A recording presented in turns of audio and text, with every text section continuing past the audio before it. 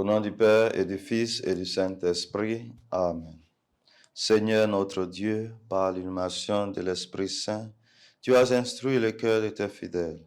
Rends-nous dociles à ton esprit pour apprécier ce qui est juste et donne-nous toujours le réconfort de sa présence. Par le Christ notre Seigneur.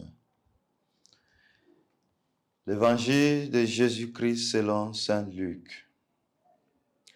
En ces temps-là, comme certains disciples parlaient du temple, des belles pierres et des ex-voto qui les décoraient, Jésus leur déclara: ce que vous contemplez, des jours viendront où il n'en restera pas pierre sur pierre, tout sera détruit.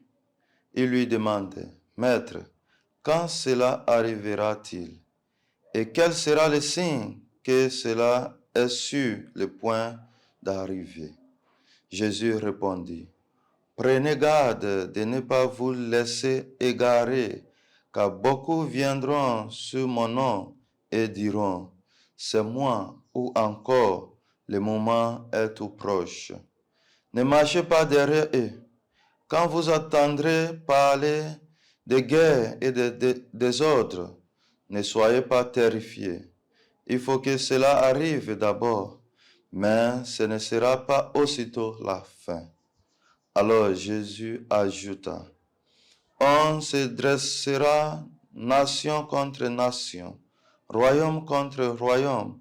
Il y aura de grands tremblements de terre et en divers lieux des famines et des épidémies.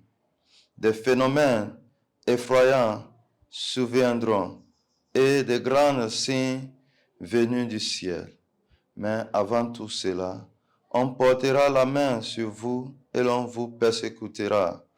On vous livrera aux synagogues et aux prisons. On vous fera comparaître devant les rois et des gouverneurs à cause de mon nom. Cela vous amènera à rendre témoignage. Mettez-vous donc dans l'esprit que vous n'avez pas à vous préoccuper de votre défense. C'est moi qui vous donnerai un langage et une sagesse à laquelle tous vos adversaires ne pourront ni résister ni s'opposer. Vous serez livrés même par vos parents, vos frères, vos familles et vos amis, et ils feront mettre à mort certains d'entre vous. Vous serez détestés de tous à cause de mon nom. Mais pas un cheveu de votre tête ne sera perdu. C'est par votre persévérance que vous garderez votre vie. Acclamons la parole de Dieu. Louange à toi, Seigneur Jésus. Aujourd'hui, 13 novembre 2022, nous célébrons le 33e dimanche du temps ordinaire. Vers la fin de l'année liturgique, nous pouvons nous demander comment interpréter les prédictions évangéliques sur la fin de ce monde et les jours du jugement. Au milieu de tous les langages dramatiques sur les guerres, les insurrections, les tremblements de terre et les dangers, nous devrons garder à l'esprit une certitude qu'un jour nous mourrons.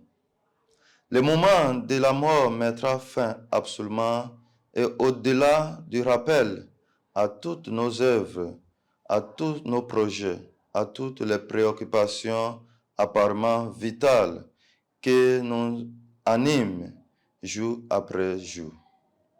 Chaque âme humaine doit se débarrasser donc de son corps terrestre et aller dans l'inconnu comme un voyageur dans un territoire inexploré.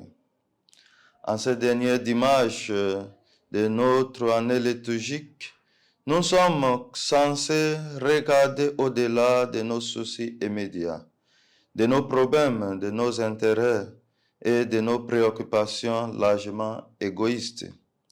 La liturgie d'aujourd'hui nous confronte aux 4 dernières choses que la mort, le jugement, le ciel et l'enfer.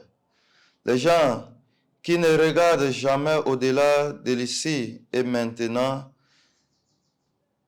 immédiat, peuvent nous en vouloir de parler de ces choses, mais il n'y a rien de mobile à ce sujet.